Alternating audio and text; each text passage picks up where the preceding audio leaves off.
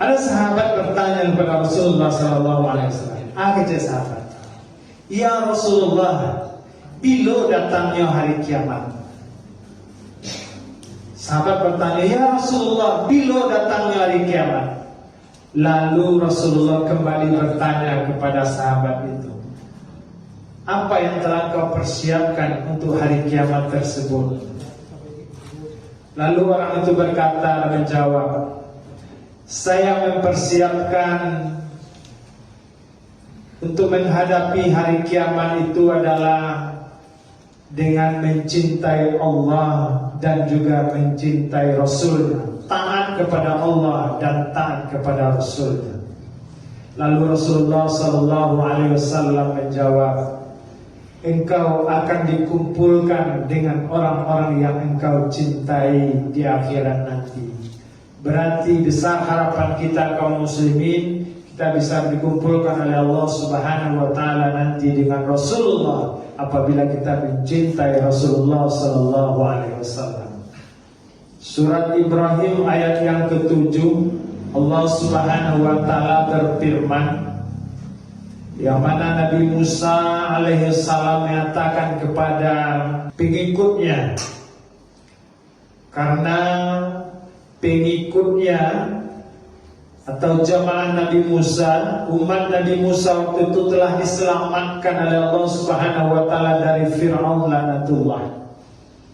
Mulai dari diselamatkan dari Fir'aun yang telah menzoliminya dengan membantai, membunuh anak-anak, kemudian menzolimi masyarakat, dan diselamatkan oleh Allah Subhanahu wa taala umat Nabi Musa dari kekejaman Fir'aun tersebut, dan juga diselamatkan dari Laut Merah. Kemudian di sanalah berkata Musa, wa iz ta'azzana rabbakum, dan ingatlah ketika Tuhanmu memaklumkan. Kalau memaklumkan, kalau bahasa-bahasa awaknya memaklumkan, memberitahukan, menginformasikan, meyakinkan kepada kita. Apa yang diyakinkan? Siapa yang mensyukuri nikmat Allah, maka akan ditambah nikmatnya. Dan siapa yang mengingkari nikmat Allah, maka azab Allah sangatlah pedih. Ini yang dimaklumkan oleh Allah Subhanahu wa taala di dalam firman-Nya surat Ibrahim ayat yang ke-7 ini. Diyakinkan kepada kita, jangan kita ragu-ragu. Kalau kita bersyukur kepada Allah Subhanahu wa taala, maka akan ditambah nikmat kita. Tapi apabila kita mengingkarinya, melupakan, mengkufurinya, tunggu azab Allah sangatlah pedih. Kaum muslimin sidang jamaah rahimakumullah, tentu kita juga bertanya, bagaimana mensyukuri nikmat Allah tersebut? Imam Al-Ghazali telah menyampaikan bahwa ada 3 tingkatan cara mensyukuri nikmat Allah. Kalau kita pelajari apa itu nikmat Allah, nikmat Allah itu adalah sesuatu yang diberikan oleh Allah kepada kita dalam kelangsungan kehidupan kita, bahkan sampai kepada kematian kita, bahkan sampai nanti kepada yaumil akhir nanti kita akan tetap menerima nikmat dari Allah Subhanahu wa taala. Jadi nikmat itu adalah pemberian Allah dalam rangka kelangsungan kehidupan kita. Bisa yang kita lihat, bisa yang tidak kita lihat, bisa yang kita hitung, dan bisa yang tidak kita hitung jumlahnya, tetapi dia mempunyai kepentingan dalam kehidupan kita dan kelangsungan kehidupan kita sebagai khalifah fil ardi. Kaum muslimin sidang jamaah rahimakumullah, makanya Allah Subhanahu wa taala juga mengingatkan kepada kita, nikmat Allah ini tidak bisa kita hitung dalam bentuk jumlah. Dan jika kita berusaha untuk menghitung nikmat Allah, kita takkan sanggup. Kita takkan sanggup menghitungnya satu persatu. Oleh karena itu hanya diminta untuk bersyukur saja. Syukuri saja apa yang telah diberikan oleh Allah Subhanahu wa taala, sudah cukup baginya. Yang pertama kata Imam Al-Ghazali, bersyukur itu memberikan keyakinan atau timbulkan keyakinan dalam diri kita bahwa apa yang kita terima ini adalah merupakan nikmat dari Allah Subhanahu wa taala. Tidak ada sesuatu apapun yang kita pakai, yang kita pergunakan ini yang milik kita. Karena nikmat itu biasanya kita membacanya dalam bahasa biasa harian gitu. Titipan Allah. Nikmat itu adalah titipan. Berarti kalau titipan itu kita tidak bisa memilikinya, hanya bisa memanfaatkannya. Contoh, ada orang berkirim kau menitipkan sambal, itu jangan cukup memakannya, tapi cukup nikmati baunya saja, tak boleh kita habiskan.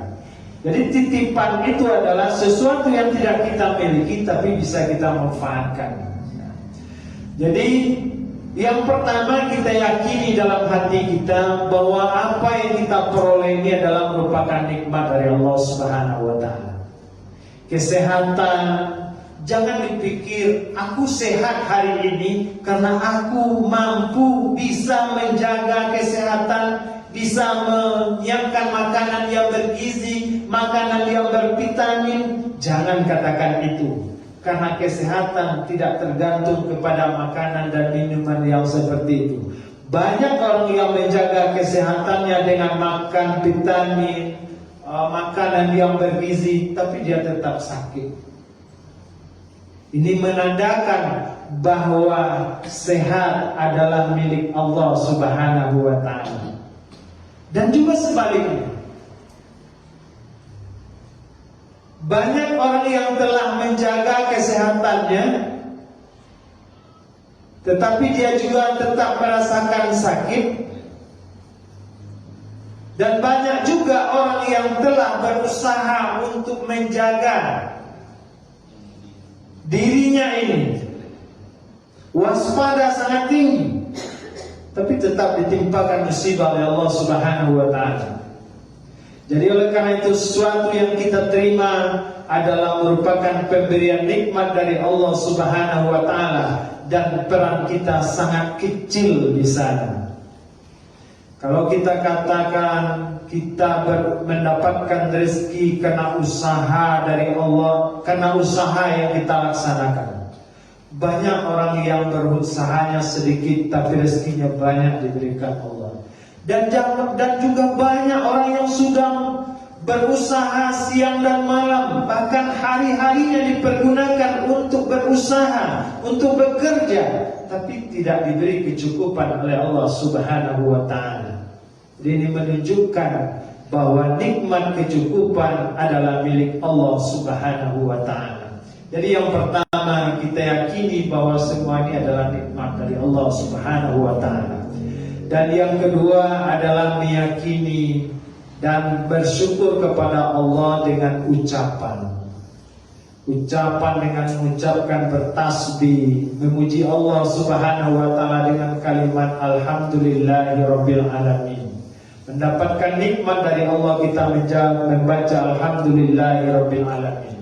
Jadi sehingga nikmat itu tidak hanya yang kita peroleh menyenangkan hati, bahkan penyakit diterima oleh seorang umat Islam kalau dibacakan alhamdulillahirabbil alamin. Allah ampuni dosa-dosanya. Ini adalah janji dari Allah Subhanahu wa taala. Setiap pemberian dari Allah harus diucapkan dengan kalimat alhamdulillahirabbil alamin. Dan yang ketiga, mensyukuri nikmat Allah itu dengan mempergunakannya, mengamalkan dengan anggota tubuh, dengan badan kita, dengan perbuatan kita. Salah satu dalam bentuk mensyukuri nikmat Allah itu adalah sebagaimana Allah katakan, bismillahirrahmanirrahim, inna a'tainakal kautsar fasholli li rabbika wanhar. Sungguh telah banyak nikmat Allah yang telah diberikan kepada kita. Oleh karena itu dirikanlah solat karena Tuhanmu dan berkurbanlah. Ini adalah bentuk salah satu kita mensyukuri nikmat Allah Subhanahu wa taala. Kalau kita sering mendengar bersyukur kepada Allah atas nikmat Allah, dan berterima kasih kepada orang atas pemberian orang kepada kita dan bantuan orang kepada kita. Sering diterjemahkan oleh pimpinan kita, terima dan kasih. Setelah kita terima, kasihkan kembali supaya dia berkembang dan tumbuh penuh keberkahan kepada kita. Itulah yang disebut dengan membelanjakan harta di jalan Allah Subhanahu wa taala dan mempergunakan kesehatan dalam rangka ketaatan kepada Allah Subhanahu wa taala. Allah Subhanahu wa taala pun menjanjikan, siapa yang menginfakkan, mempergunakan hartanya di jalan Allah, maka Allah akan menggantinya dengan berlipat ganda. Diperumpamakan sebagai seorang yang menabur satu biji, dan setiap biji tumbuh 7 tangkai, dan setiap tangkai tumbuh 100 butir. Satu biji menjadi 700 butir yang akan dijanjikan oleh Allah Subhanahu wa taala. Yakin dan percaya kita bahwa apapun yang kita laksanakan dalam rangka mensyukuri nikmat Allah, maka Allah akan menambah dan mengganti nikmat itu untuk kita. Tapi apabila kita melupakan bahwa itu adalah nikmat Allah, zat Allah sangat pedih, yaitu Allah akan mengambil nikmat itu dari kita dan atau akan mengurangi nikmat itu dari kita.